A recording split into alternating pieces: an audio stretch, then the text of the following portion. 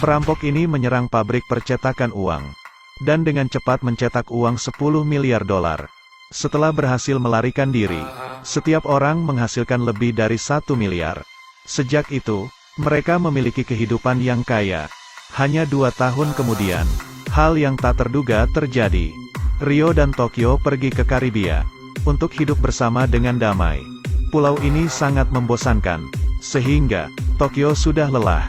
Dia ingin pergi ke kota untuk menikmati beberapa hari.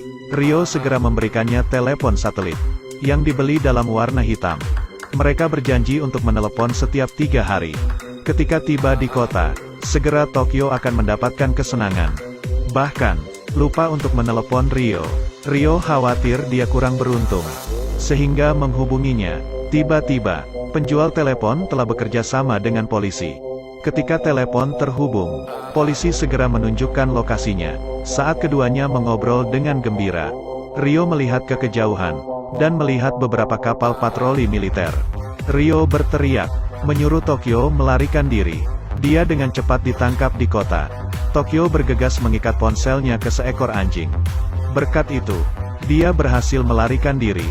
Rio ditahan dan disiksa, sampai dia mengungkapkan lokasi kaki tangannya. Dia tidak begitu tahu di mana mereka, karena profesor memberi aturan, sebelum mereka semua tiba di negara yang berbeda, dan tidak ada yang tahu tempat yang lain. Jika mereka ingin menghubungi profesor terlebih dahulu, mereka harus menemukan perantara. Tokyo akan menemukannya, dan memintanya untuk memimpin. Akhirnya, melihat profesor di Thailand. Sekarang, Lisboa menjadi istri profesor. Kemudian, Tokyo meminta profesor untuk menyelamatkan Rio. Namun, mereka tidak tahu lokasi Rio saat ini. Profesor memutuskan untuk mengumpulkan semua orang sekali lagi. Dia melakukan perampokan untuk memaksa polisi menyerahkan Rio. Kali ini, mereka akan mencuri emas cadangan dari Bank Spanyol. Tujuan pertama adalah untuk menyelamatkan Rio. Yang kedua adalah untuk memenuhi keinginan saudaranya, Berlin. Karena rencana Berlin sebelumnya adalah mencuri emas di sana. Namun karena bahaya sebelumnya, profesor tidak memilihnya. Pria ini bernama Palermo, tanpa syarat, untuk yang dari Berlin. Dia akan menjadi kapten perampokan ini. Di langit Madrid, tiba-tiba balon udara tak dikenal muncul. Ketika dibuka, ribuan uang euro jatuh. Semua orang berjuang untuk mengambil uang tunai. Profesor menyebarkan uang untuk menyebabkan kekacauan. Sedetik kemudian, semua layar mereka diretas oleh profesor yang tepat. Profesor kembali. Dia ingin menggunakan wajah aslinya untuk perang melawan pemerintah, karena mereka menahan Rio secara ilegal. Mereka mengambil Rio tanpa penjelasan yang tepat. Mereka menyimpannya di tempat rahasia dan menyiksanya. Profesor bertanya kepada mereka untuk melepaskan Rio. Jika tidak, profesor akan menggunakan kekuatan.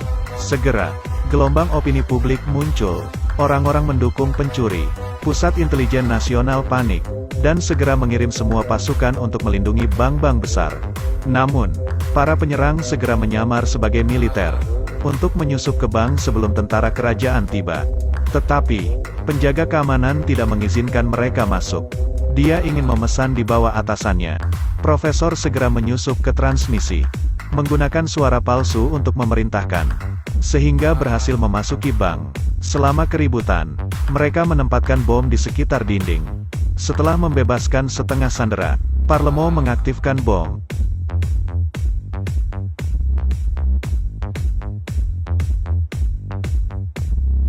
Saat ini, peringatan merah bank diaktifkan. Semua pintu utama akan ditutup. Kemudian, Palermo memulai pidatonya. Selamat pagi. Ini Palermo. Saya ingin memberitahu Anda 2 pengumuman. Satu baik dan satu buruk. Kabar buruknya adalah bahwa bank telah diserang. Dan kabar baiknya, penyerang bersama kami. Akan ada ledakan. Semua sandera terancam.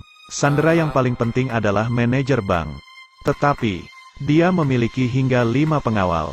Karena alasan keamanan, kepala bankir ingin pergi, tetapi memutuskan untuk tinggal. Sedetik kemudian, Tokyo mengancamnya, langsung memaksanya pergi. Ketika lift akan menutup, manajer tiba-tiba berjalan. Setelah baku tembak, keduanya dikepung. Saat ini, Berot tiba tepat waktu. Tetapi, setelah baku tembak yang intens, Berot sayangnya melukai matanya. Para penjaga diikat. Maka, itu adalah 90 ton emas di gudang bawah tanah bank ini. Gudang ini memiliki sistem keamanan terkuat di dunia. Itu adalah 58 meter di bawah bank. Dan kedua sisinya terhubung ke dua sungai. Ketika pintu rusak, dalam 16 menit, air sungai akan membanjiri seluruh gudang emas itu. Hampir mustahil untuk mencuri emas di sini. Tapi jangan khawatir, Nairobi punya rencana. Mereka akan membuat lubang besar di pintu. Secepat mereka bisa, air sungai meluap. Kemudian, menempatkan ruang dekompresi. Bogota memakai pakaian selam. Melalui ruang dekompresi, mereka masuk, bekerja sama untuk mengelas lubang itu. Sebabnya, mereka menghentikan sistem pertahanan.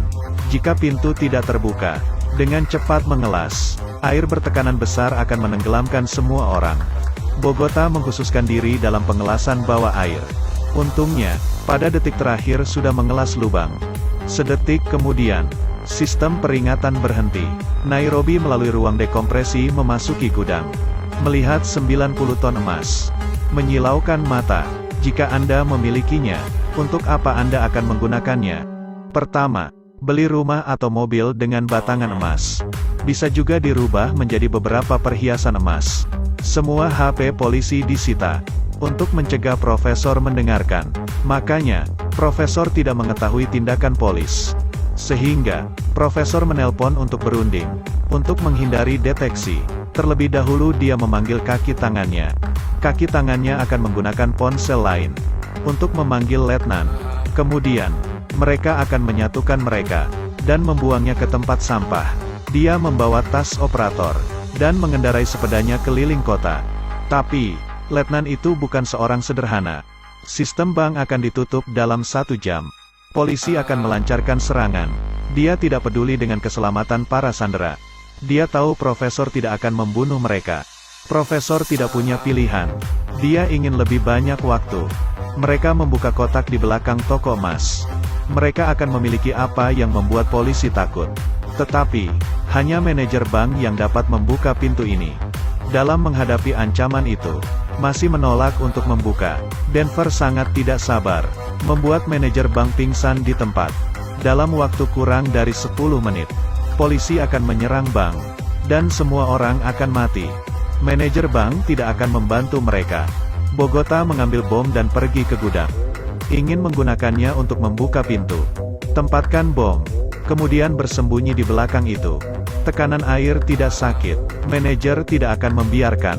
Saya yakin bahwa dia mati sekarang. Kurang dari 30 detik. Senjata juga disiapkan. Semua sandera mengikuti aturan. Memakai pakaian yang sama. Hitungan mundur selesai. Letnan memberikan perintah untuk menyerang. Segera asap peluru ditembakkan. Helikopter terbang di atap mereka. Bisa masuk bank dalam 1 detik. Kendaraan lapis baja juga mendekat. Situasi ini, penyerang tidak takut. Pada saat genting, Denver pergi keluar dengan bendera putih. Dan 2 kotak merah. Ketika dia melihat 2 kotak, Letnan membeku. Dia segera memberikan perintah untuk kembali. Ketika dia melihat ini, untuk menginvestasikan kotak, dan kembali ke bank. Sehingga, profesor telah berhasil. Kotak merah itu menakuti polisi. Saya akan pergi. Tetapi pada akhirnya, apa yang ada di dalam kotak itu? Selanjutnya, Kepala Kementerian Pertahanan, Menteri Dalam Negeri Spanyol, bersama dengan semua pejabat tinggi menemukan. Perampokan ini telah mengejutkan seluruh negeri. Semua orang menebak apa yang ada di kotak merah. Mengapa para pejabat itu ketakutan? Kotak berisi dokumen rahasia antara Spanyol dan negara lain. Semua hal buruk yang telah dilakukan negara-negara ini dicatat.